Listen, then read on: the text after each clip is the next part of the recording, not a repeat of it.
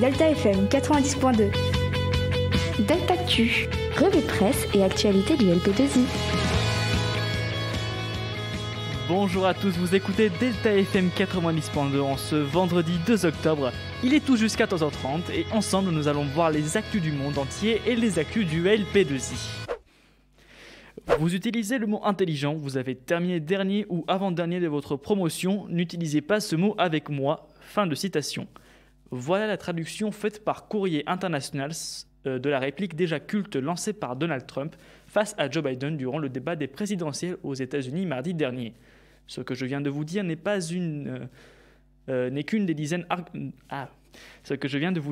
qu'une des dizaines d'arguments ad hominem et ad personam, soit des attaques directes envers la personne et non envers ses arguments.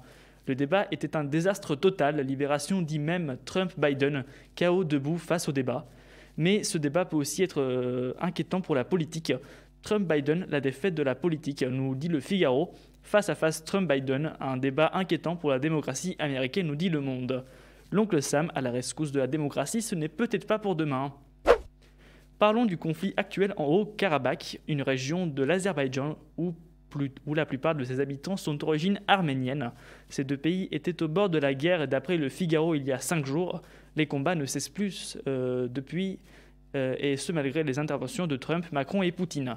2 envoyés spéciaux du Monde ont été touchés lors d'un bombardement sur la ville de Martouni, dans le territoire azerbaïdjanais séparatiste soutenu par l'Arménie, nous dit Le Monde dans son journal.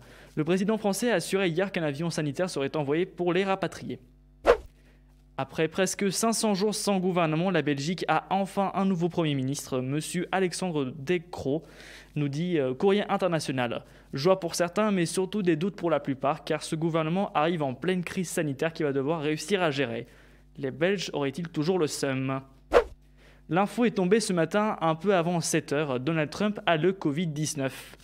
Cette nuit, The First Lady et moi avons été testés positifs au Covid-19, annonce le président des États-Unis sur Twitter. Ils vont se mettre en quarantaine. Trump assure qu'il va continuer d'exercer ses fonctions depuis la Maison-Blanche, mais la campagne électorale risque d'être bouleversée à 32 jours du scrutin, annonce l'Obs. Une petite gorgée de Javel et tout rentrera dans l'ordre. Pas de pause musicale pour aujourd'hui, sinon l'émission va durer trop longtemps, mais à la place, l'interview du candidat pour le CVL au LP2I, Noah Coudouan. Bonjour Noah Coudouan, merci d'être sur Delta Actu avec moi aujourd'hui. Merci à toi. Tu es donc élève en première A, tu es arrivé au LP2I cette année en septembre et tu veux être candidat au CVL pour proposer un projet international. Alors du coup, est-ce que c'est un projet audacieux et surtout de faire ça dès sa première année au LP2I ?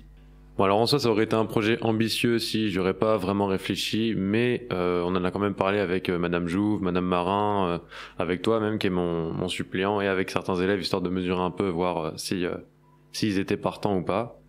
Donc non, ça va, je suis plutôt confiant et on verra. Très bien, et du coup ton projet, ce n'est pas un doublon pour ce qui est déjà proposé dans notre lycée international. Qu'est-ce qui différencie un peu de ce que tu proposes et de ce qui est déjà proposé dans le lycée ? Alors justement, ça c'est une des raisons principales de pourquoi il y a ce projet. Donc en fait non, ce serait une version améliorée de LP2I à ILES parce que c'est quand même vachement compliqué de partir.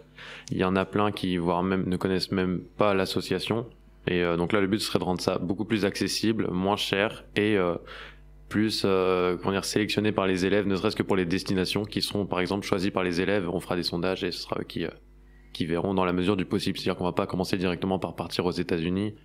Ça partira avec l'âge, selon si les élèves sont partants, etc. Donc voilà. Évidemment. Et du coup, une petite dernière question pour finir cette interview. Alors, en quelques mots, est-ce que tu peux résumer ton projet et convaincre les gens pour voter pour toi ? Donc le but de ce projet, ça aurait été d'améliorer le côté innovant et international du lycée et de rendre encore plus accessibles les échanges internationaux parce que je trouve que c'est tout simplement trop cher et trop inaccessible même avec les mesures qui ont été prises par l'association qu'on a dans le lycée.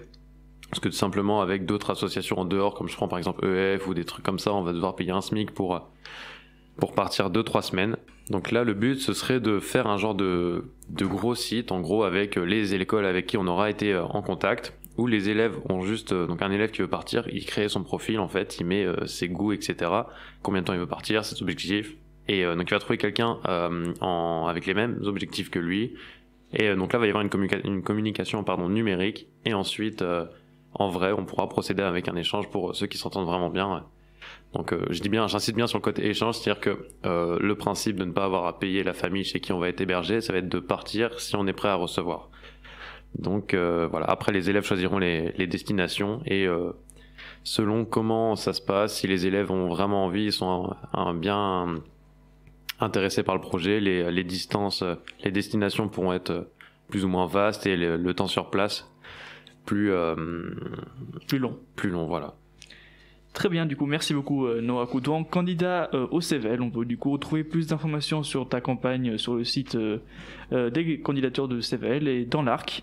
On peut voter pour toi le 8 octobre qui arrive là tout de suite, la semaine prochaine. Merci bien. Passons du coup maintenant aux actualités du lycée. Les SAF ont repris mardi après l'annonce des groupes lundi soir. Du coup, la prochaine séance sera dans 2 semaines, soit le mercredi 14 octobre, séance spéciale car ce sera le comité de lecture. Cette semaine aussi, c'était aussi la semaine développement durable. Plusieurs activités comme des ateliers, débats et des expositions ont eu lieu en FCL. Enfin, nous allons encore une fois parler d'une personne qui a quitté le lycée. Je parle évidemment de Monsieur Coutable, professeur de SVT, qui est parti après une grande réunion dans la cour intérieure du lycée et un discours de Monsieur Sévère.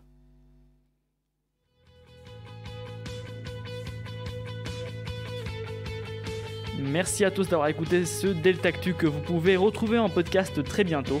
On se retrouve du coup la semaine prochaine, vendredi à 14h30, et nous allons notamment parler du résultat des élections de la CEVEL après la revue de presse. Pensez à voter jeudi 8 octobre et bon week-end à vous.